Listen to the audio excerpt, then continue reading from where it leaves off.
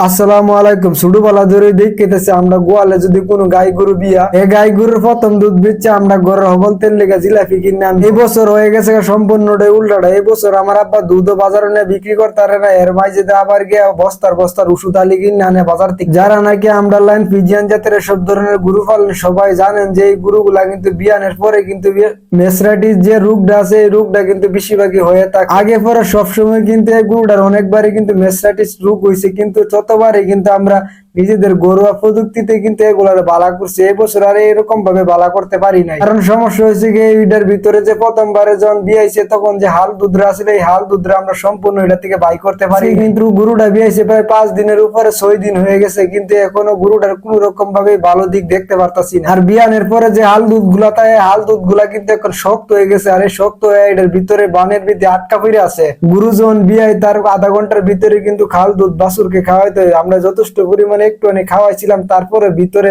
অনেকগুলা খাল দুধ রয়ে গেছিল। আর এই হাল দুধ গুলা মূলত মেসরাইটিস হওয়ার কারণে হাল দুধ গুলা বাইরে হইতে চাইছিল না বান দিয়ে। তারপরে আমরা বরফ আর কর্পূর দিয়ে কিন্তু টানা একদিন আমরা ডলছি, তারপরে কর্পূর দিছি, তারপরে কোন রকম কাজ হইতাছে না, কারণ হইল গিয়ে মেসরাইটিসটা অনেক বড় একটা মেসরাইটিস হয়ে গেছে। তো এই জন্য মূলত এটা নর্মাল চিকিৎসায় মূলত হবে না। এই জন্য আমরা ভেটেরিনারি ডাক্তার সাথে কথা বলার পরে তারপর আমাদের এলাকার সরকারি ভেটেরিনারি ডাক্তার সাথে কথা বলার পরে উনি প্রায় 11,000 টাকার উপরে ওষুধের দাম লিখছিল। ওরা আমরা প্রায় 10,000 টাকার উপরে ওষুধ আনছি, তারপর সবকিছু মিলে প্রায় আমাদের 10-12,000 টাকার মতন খরচ পড়ে গেছে গা।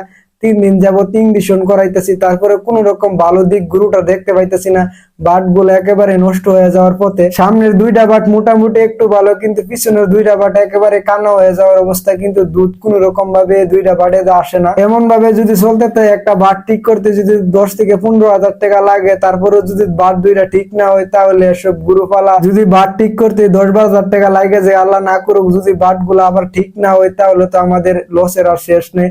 আমরা মূলত যে গরুটাকে ইঞ্জেকশন করানোর জন্য প্রস্তুতি নিতেছি, এখন বর্তমান বাজারে যদি আমরা সবকিছু ঠিকঠাক রাখা যদি মেসরাইটিসটা এত বড় না হইতো তাই আমাদের গরুটার দাম 3.5 লাখ টাকা থেকে 3 লাখ টাকা হবে, এরকম আইডিয়া। দেখেন কি ভাগ্যের কি পরিণতি। আমাদের একমাত্র আয়ের উৎস কিন্তু গরুর দুধ বিক্রি করে কিন্তু আমরা সংসার চালাই, যেহেতু আমরা গ্রাম এলাকাতে বসবাস করি। কত হচ্ছে পরিশ্রম করলে যে মানুষ বলে সফল হয়ে যায়, এটা হয়তো বা ভুল প্রমাণিত হইব যদি আমার আব্বার আর আমার কঠোর পরিশ্রম। আমরা কিন্তু ইদারিং কালে রাতে 2টা-3টা বাজে কিন্তু বরফ দিয়া তারপরে বাট ডলি। এই যে দেখেন আমার আব্বাই কিন্তু এই যে ইঞ্জেকশনের কাজ জানে, উনি মাশাআল্লাহ সব ধরনের কাজই পারদর্শী। আসলে চোখের সামনে এত বড় একটা বিপদ দেখার পরও যে এগুলা নিয়ে ভিডিও বানানোর কোনো ইচ্ছে আমার নাই। তারপরও মানুষের আমাদের ভিডিও দেখে যদি কারো উপকারে আসে, এই জন্য হয়তো বা এত ব্যস্ততা আর এত একটা মনে করেন কি পেরেশানির অবস্থায় থাইকো এই ভিডিও গুলো আপনাদের মাঝে দেওয়ার চেষ্টা করি। সবার কাছে বরাবরের মতন ভিডিও শেষে একটাই আমার চাওয়া, সবাই দোয়া করবেন আমার আব্বার আর আমার মেহনতের জন্য আল্লাহ বরকত দান করেন।